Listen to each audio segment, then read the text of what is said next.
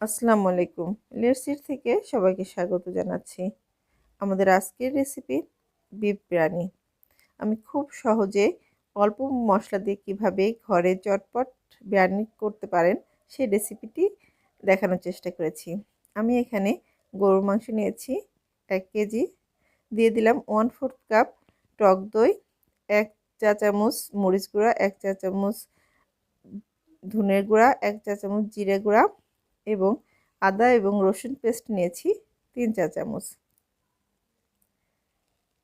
এখন আমি জয়ফল এবং জয়ত্রী গুঁড়া দিয়ে দিচ্ছি। আমি একটা জয়ফলের হাফটা নিয়েছি এবং সামান্য জয়ত্রী গুঁড়া করে দিয়েছি। লবণ পরিমাণ মতো দিয়ে দিলাম এবং গোটা মশলা দিচ্ছি 6টা দিয়েছি এলাচ, 2 টুকরা দারচিনি, 2টা তেজপাতা, 6-7টা লবঙ্গ এবং 6-7টা গোলমরিচ। পেঁয়াজ দিয়েছি এখানে 3টা বড় সাইজের পেঁয়াজ কেটে দিয়েছি এবং তেল দিয়েছি 1/4 কাপ। খুব ভালো করে মাখিয়ে 1/4 কাপ পানি দিয়ে আমি চুলায় দিয়ে দিয়েছি।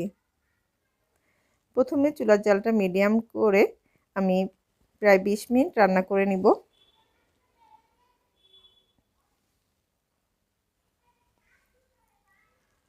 এবার চুলার জালটা একটু সামান্য কমিয়ে রেখে, যাতে গায়ের মাংসর পানি যেটা আছে, মাংসের গায়ে যে পানিটা আছে সেই পানি দিয়েই মাংসটাকে আমি সিদ্ধ করে নিব।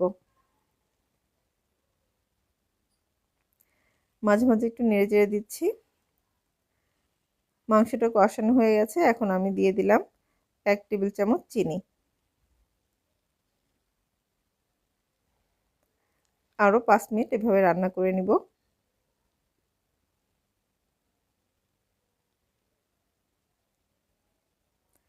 হয়ে গেছে আমার মাংস রান্না করা।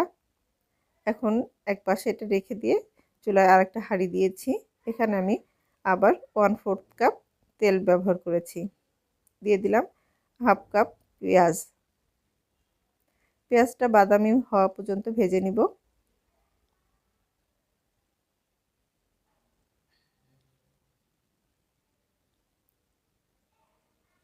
বাদামি হয়ে গেলে এখন আমি এখানে নিয়েছি 3 কাপ চাউল। আমি চিনি গুঁড়া পোলাও চাল নিয়েছি, ধুয়ে আমি একটু পানি ঝরিয়ে নিয়েছি।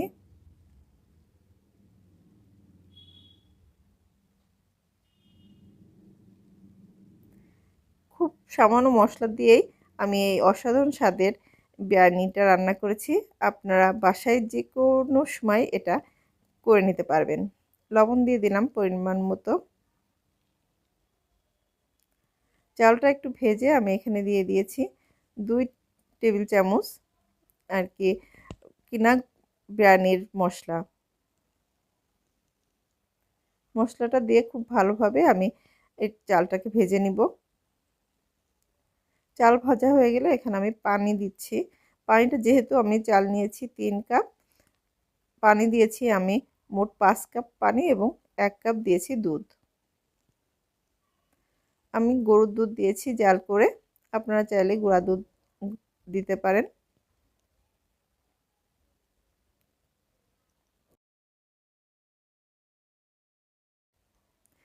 যখন পানিটা গরম হয়ে গেছে, অর্থাৎ পানি বলক আসছে, তখন আমি মাংসটা দিয়ে দিচ্ছি।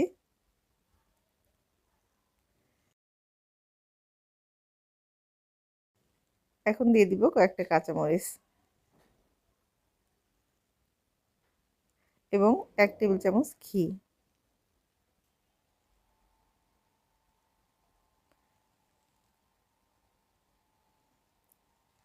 দুই মিনিট পর আবার আমি ঢাকনাটা উঠে এটাকে একটু নেড়ে চেড়ে নিচ্ছি।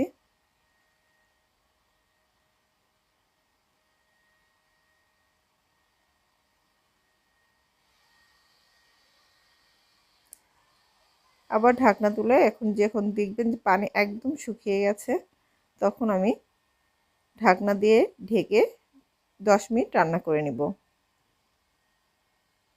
10 মিনিট পরে আমি আবার বিরিয়ানিটাকে একটু নেড়ে চেড়ে দিচ্ছি। চুলার জাল কিন্তু এখন একদম লোতে ছিল। এখন আমি ঢাকনার যে ছিদ্রটা আছে সেটা টিস্যু দিয়ে বন্ধ করে দিলাম এবং 20 মিনিট আমি দমে রেখেছি চুলার উপর জাল অফ করে। 20 মিনিট পরে দেখুন কীরকম ঝরঝরে বিরিয়ানিটা হয়ে গেছে। এরকম খুব সহজেই আপনারা ঘরে অসাধারণ স্বাদের বিফ বিরিয়ানি রান্না করে নিতে পারেন। এতক্ষণ দেখার জন্য অসংখ্য ধন্যবাদ।